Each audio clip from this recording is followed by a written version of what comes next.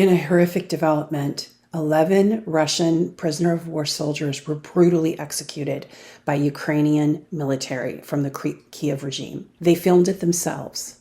Now, this is a war crime. This violates the Geneva Convention. These men were unarmed, laying on their bellies in a surrender position, and were brutally shot in the head, each executed. Now, as Kiev issues its denials, it even tried to spread a rumor that perhaps one of the Russian soldiers had fired upon the Ukrainians after surrendering. It still doesn't explain why 11 unarmed men laying on their bellies were shot in the head unarmed. This is a war crime.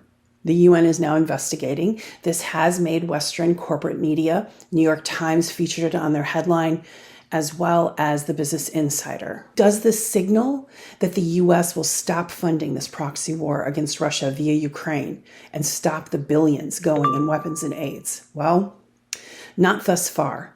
In fact, Janet Yellen announced another $4.5 billion in aid is going to Ukraine.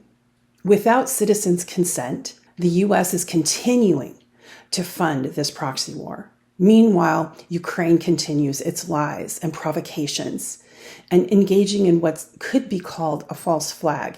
For instance, the missile that was fired last week and blamed upon Russia, and it turned out to be Ukrainian. Was it an accident? Or was it an attempt at a false flag to draw in NATO to continue this into a hot war, which would become a global conflict?